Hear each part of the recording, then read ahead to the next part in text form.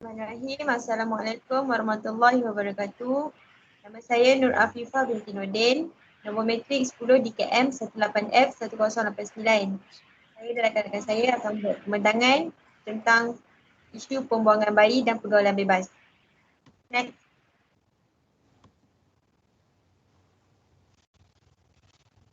Maksud pergaulan bebas. Pengertian pergaulan bebas adalah merupakan proses interaksi antara individu dengan individu atau individu dengan kelompok. Pengertian pergaulan bebas dari segi agama adalah proses bergaul dengan orang lain tapi melepasi ikatan batasan pergaulan. Pergaulan bebas adalah satu bentuk perilaku menyimpang yang melewati batas kewajipan, tuntutan, aturan, syarat dan perasaan malu. Di dalam surah An-Nur ayat 30 hingga 31 yang bermaksud hendaknya kita menjaga pandangan mata dalam bergaul, memberi makna batas dalam pergaulan bebas.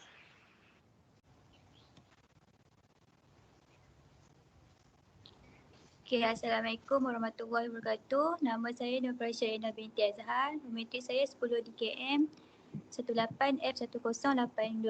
Okay, saya akan bentangkan tentang faktor-faktor pergaulan bebas. Yang pertama, diri sendiri. Okay, golongan remaja terutamanya paling mudah terpengaruh dan sering terdedah kepada unsur-unsur yang kurang sihat seperti dadah, mengambil minuman keras dan pergaulan bebas yang menjurus kepada seks bebas.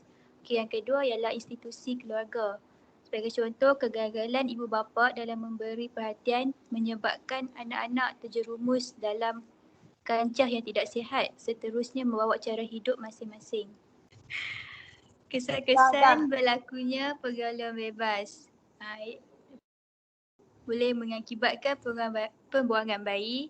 Yang kedua, perceraian keruntuhan rumah tangga. Yang ketiga, tersebarnya penyakit-penyakit yang boleh membawa maut.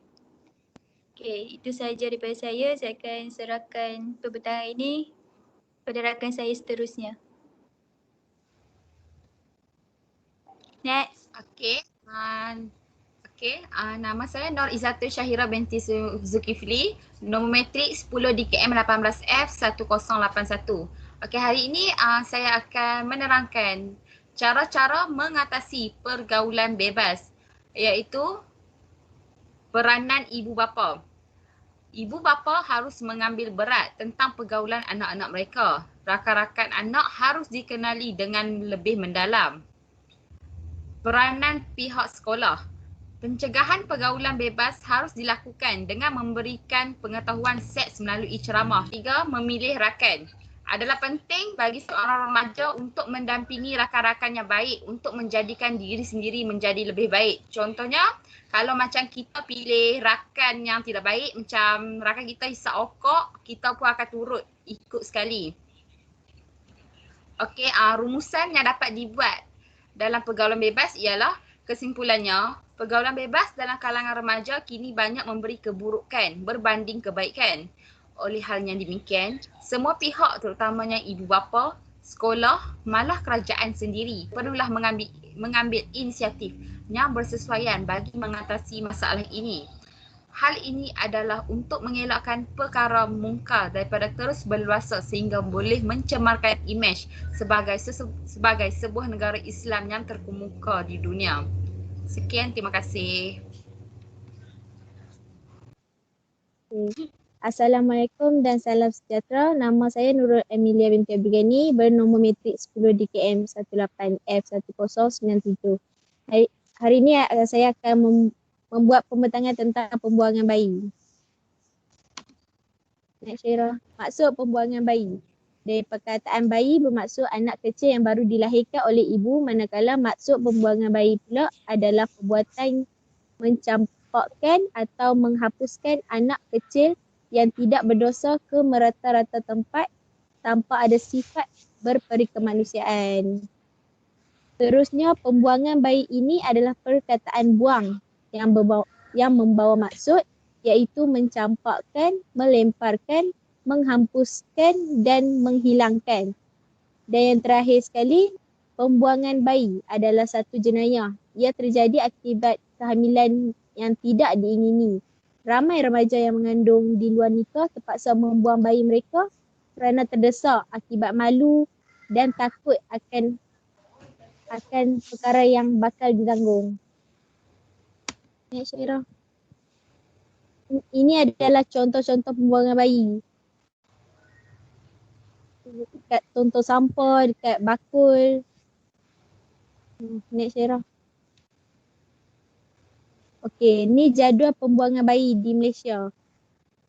Seperti di negeri Selangor, jumlah buangan bayi dia 105 orang bayi.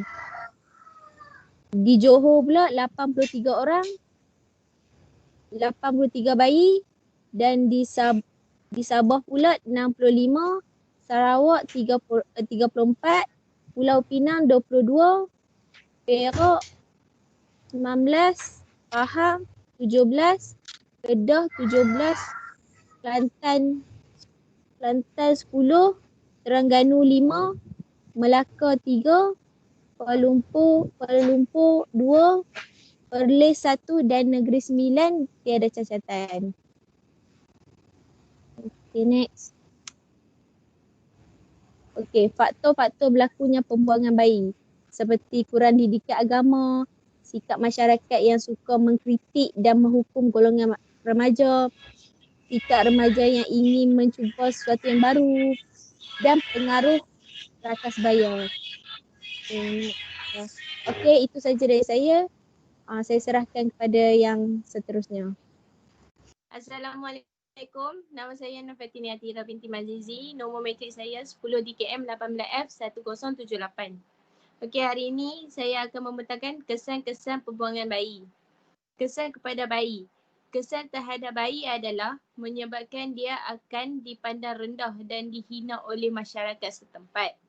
Bayi ini setelah dewasa tidak akan dapat mengenali siapa ibu bapa kandung sebenarnya.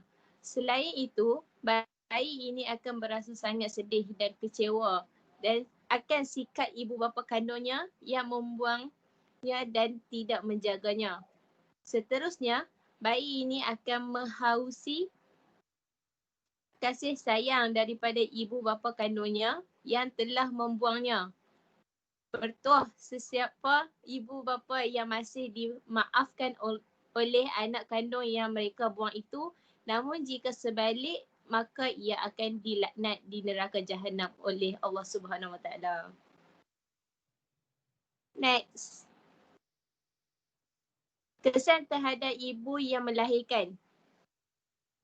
Kesan terhadap ibu yang melahirkan pula adalah sekiranya ibu ini telah membuang bayinya dalam tempoh masa terdekat mahupun panjang, sudah pasti tidak akan merindui anaknya kembali.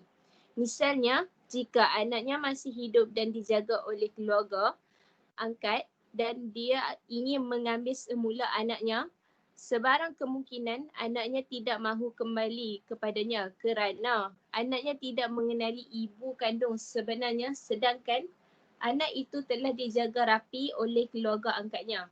Oleh itu, ibu yang membuang bayi tersebut akan berasa amat menyesali perbuatannya, malahan tidak pasti lagi anaknya itu akan memaafkan ibunya. Zinaan hamil dan membuang bayi memang amat memalukan keluarga kerana ia berlaku secara terus-menerus. Selain itu, keluarga perempuan juga akan dipandang hina sehingga turun-temurun walaupun ia hanya berlaku sekali. Seperti kata orang-orang tua, walaupun banyak kebaikan yang kita lakukan, malah hanya satu keburukan kita lakukan, itu pula mereka perkatakan sampai bila-bila.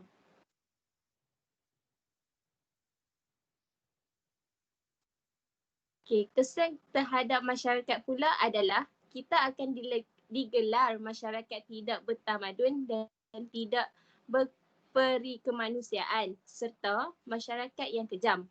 Selain itu, gejala ini juga dapat mengganggu sistem nilai dalam perpaduan dan kesejahteraan masyarakat kita.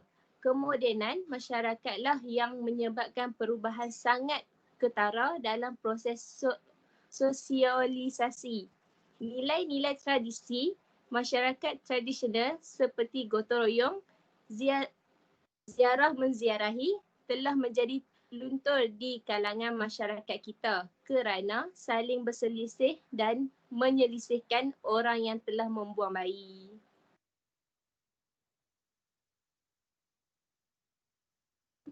Next. Okay, saya akan bagi kepada kawan saya. Terima kasih.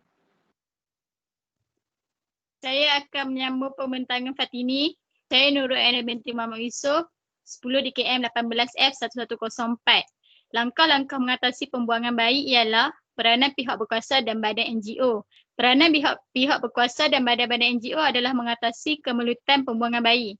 Pihak berkuasa terutama pihak polis haruslah membanteras pengedaran bahan-bahan lucah daripada tatapan anggota masyarakat, terutama golongan remaja. Selain itu, pihak polis juga perlu tegas mengenakan hukuman yang setimpal kepada mereka yang bersalah itu dipenjara seumur hidup.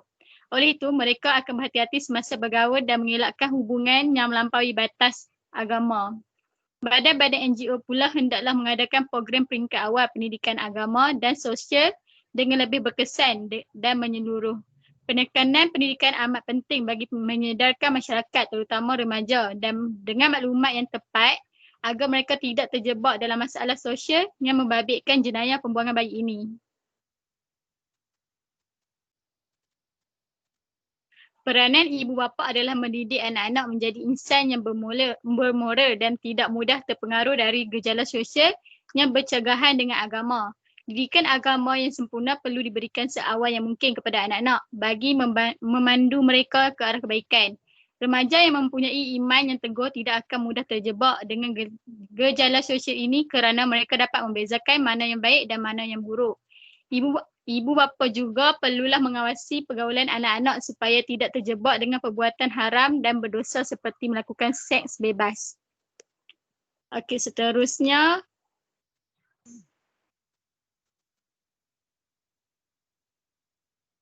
Peranan pihak media massa. Peranan pihak media massa adalah memberikan pendedahan tentang kesan pembuangan bayi kepada masyarakat luar perlu dititikberatkan.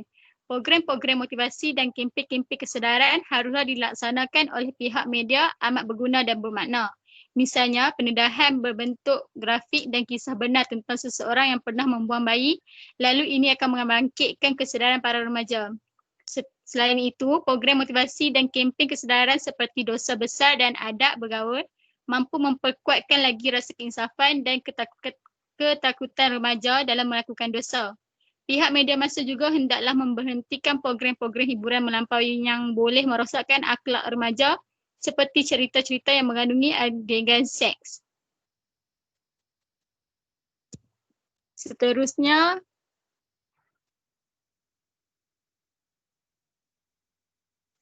kesimpulan daripada kesimpulan pada pembuangan bayi, permasalahan dan gelajar pembuangan bayi yang melanda remaja pada hari ini sememangnya amat membimbangkan dan mencemaskan masyarakat. Tindakan untuk mengawal gejala ini sudah sampai ke satu tahap yang dianggap serius. Justru itu, semua warga masyarakat tidak mengira kaum haruslah bersatu padu mengembleng tenaga membantu mencegah dan membanteras gejala sosial supaya tidak menular ke lebih serius lagi, serta ia dapat dikurangkan walaupun tidak sepenuhnya. Bab kata pepatah, bulat air kerana berbentung, bulat manusia kerana muafakat. Pihak atasan dan juga badan-badan kebajikan juga perlu lebih peka dan menganjurkan pelbagai ceramah, program-program dakwah atau motivasi kepada perbuatan tidak bermoral itu. Dengan pelbagai usaha yang dilakukan secara bersama-sama, ia sedikit sebanyak dapat mengurangkan masalah ini daripada menjadi satu penyakit berbahaya di negara Malaysia ini. Sekian, terima kasih.